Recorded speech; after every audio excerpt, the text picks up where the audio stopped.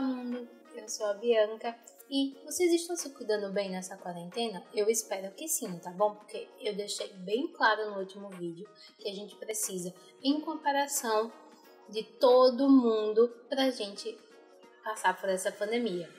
E nesse tópico, hoje vamos falar do bloco econômico mais popular do nosso continente. Isso mesmo, o Mercosul. Fruto de diversos esforços de vários países do nosso continente. Mas para você entender ele, antes eu preciso te contar dos tapas e beijos do Brasil e Argentina. Então, ajeita essa coluna para te contar esse babado. Como a gente disse na apresentação do nosso vídeo, a relação entre os países interfere diretamente na sua vida. Então isso quer dizer que as relações entre os países do Mercosul afetam mais a sua vida do que aquela vizinha fofoqueira que fica contando as tretas que tu anda aí na rua, não é mesmo? E por isso mesmo que é preciso prestar atenção nas relações com o Mercosul.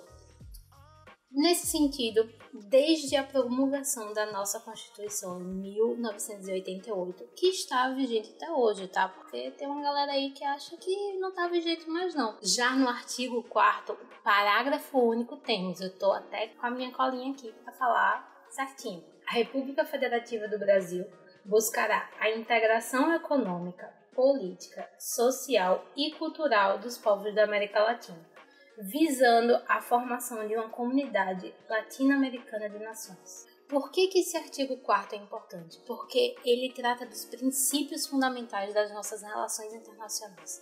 Ou seja, desde que o Brasil é o Brasil que a gente conhece hoje, uma das primeiras e maiores missões é construir uma boa relação com os nossos vizinhos latinos. E foi daí que surgiram ideias como a do Mercosul. E acredite, isso muda a sua vida muito mais do que as placas do carro que a gente vê na rua, tá? O Mercado Comum do Sul, que é o nome completo do que a gente conhece, Mercosul, né, ainda é visto como um processo de integração regional. Apesar do nome, porque de fato foi um processo feito de uma forma não convencional e nunca foi finalizado. A sua fundação era formada por nós, o Brasil, pelo Paraguai, o Uruguai e pela Argentina. A Venezuela entrou em 2006 também, mas hoje ela ainda está suspensa por conta da cláusula democrática. Para a gente entender de verdade a origem do bloco, precisamos contar a história da relação entre Brasil e Argentina, que sempre foi, digamos, bem difícil. Vocês provavelmente conhecem o desenho Hey Arnold, da Nickelodeon. Nele nós vemos a relação bem complicada entre os personagens Arnold, o protagonista, e a Helga, que parecem se odiar, mas secretamente eles e todo mundo sabe que formariam um belo casal. E é exatamente assim que o Brasil e a Argentina se comportam desde a independência um do outro. A relação de amor e de ódio é real. E acreditem, já foi muito pior. É bom, eu sou uma pessoa bem espantosa, cabeça de bigode. A relação entre nós e os nossos vizinhos latinos era praticamente só de rivalidade por mais de 200 anos. Essa rixa começou lá no século XIX, principalmente depois da Guerra do Paraguai, que foi vencida por nós junto com os argentinos. Porque daí ficou claro que os países do Cone Sul, que tanto nós quanto eles tinham interesses hegemônicos na região, ou seja, os dois queriam ser o país mais popular da escola e mandar inclusive um no outro. Daí em diante, foi quase literalmente tiro, porrada e bomba por várias vezes. Para vocês terem uma ideia, Argentina e Brasil quase se invadiram ou iniciaram guerras um com o outro por 4 vezes só no século XX. Na primeira década do século, o ministro das Relações Exteriores da Argentina, Stanislaw Zeballos, eu não sei pronunciar direito esse nome, achou que seria uma boa ideia invadir o Rio de Janeiro, que era a nossa capital na época. Então imagina a treta maligna que não ia dar. Depois, os Estados Unidos mandaram o famoso "se fosse comigo eu não deixava, hein?" e tentaram convencer o Brasil a bombardear Buenos Aires. Daí passou um tempo, né? E no golpe militar que sofremos em 1964, o governo da Argentina mais uma vez pensou que seria uma boa. Sim, mexer com a gente, invadir e conquistar o sul do país para eles.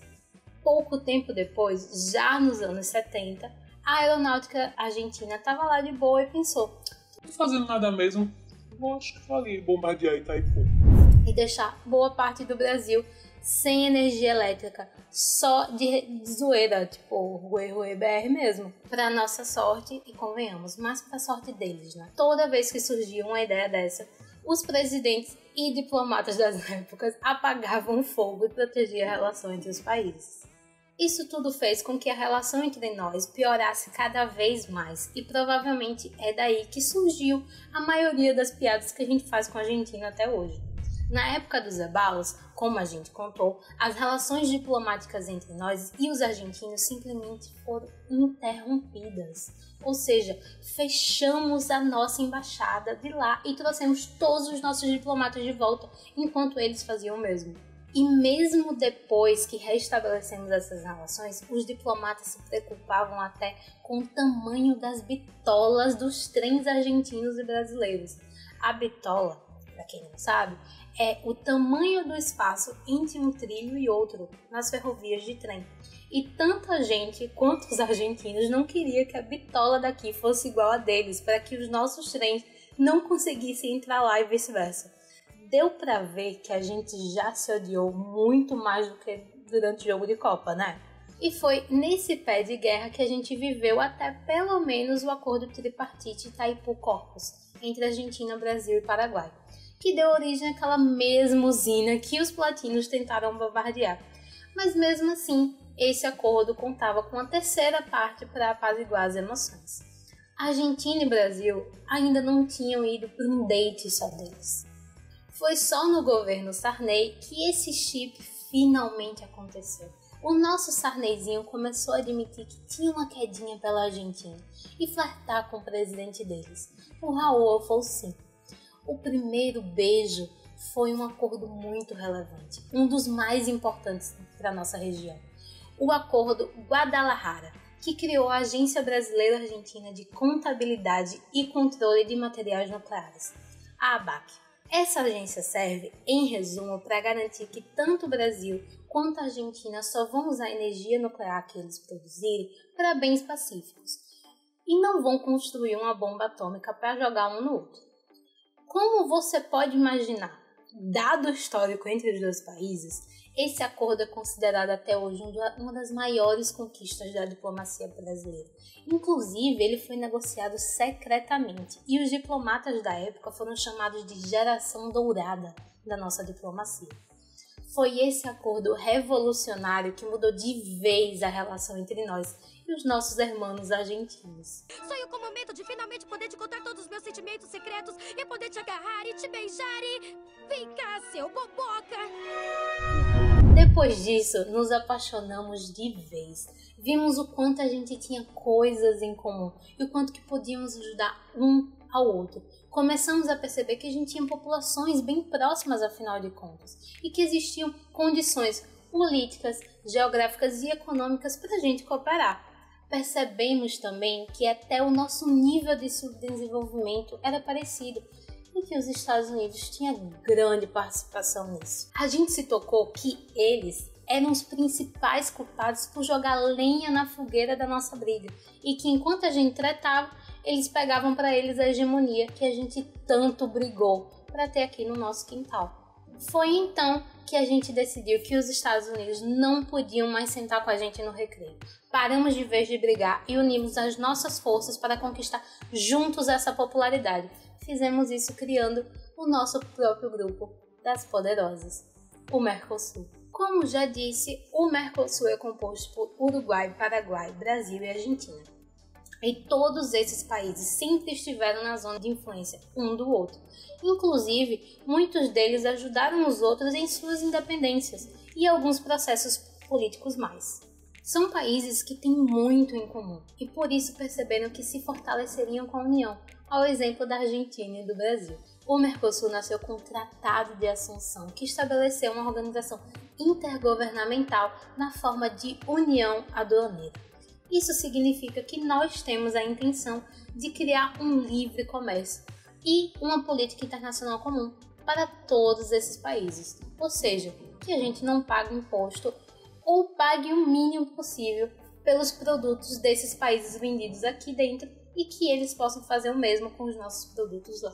Além disso, a gente decidiria uma tarifa comum de exportação e todos os demais países comprassem de nós pagariam o mesmo imposto. Isso é uma ideia genial, já que o Brasil e a Argentina são as duas maiores nações do continente e se beneficiam muito dessas medidas. Juntos, nós os argentinos somos 2/3 do território, da população e do PIB da América do Sul. Pela história que contamos, deu para perceber que somos os protagonistas políticos da região. E depois que viramos mais que amigos, friends, I have wondered whether I made the right choice. And now I know.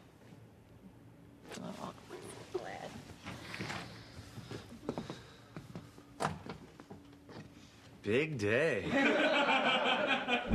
o Brasil passou a ser o maior parceiro comercial da Argentina.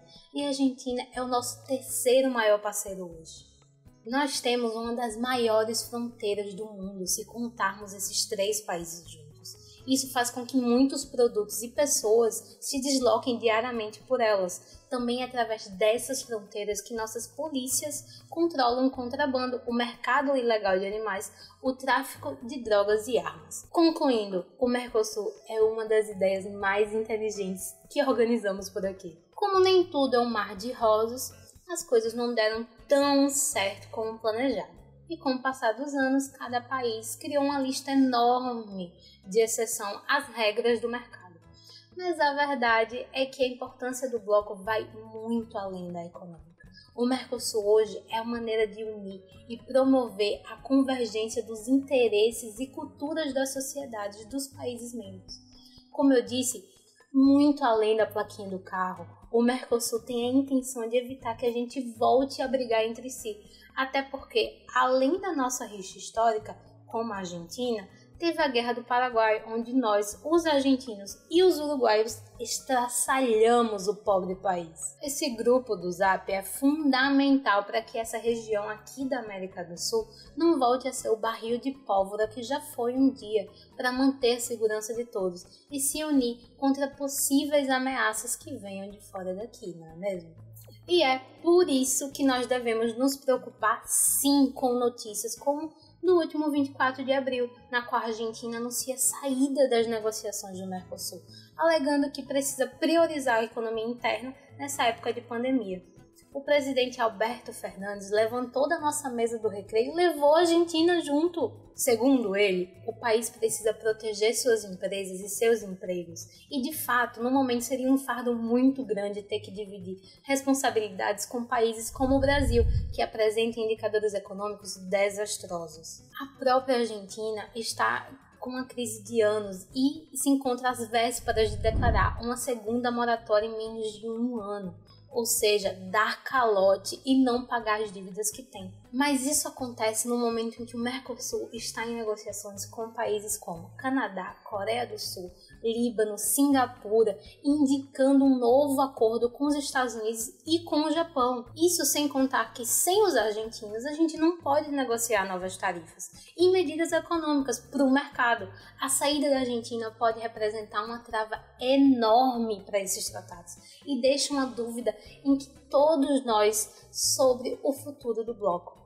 É como se tirássemos uma das rodas de um carro e falássemos: pode continuar o caminho, que depois ela volta. Só que, com a saída da Argentina, as negociações não podem parar. E o Mercosul pode se tornar a primeira união aduaneira da história a não negociar tratados comerciais em conjunto, que enfraquece muito o grupo como um todo. Não podemos dizer que, de fato, vai acontecer caso o Mercosul acabe.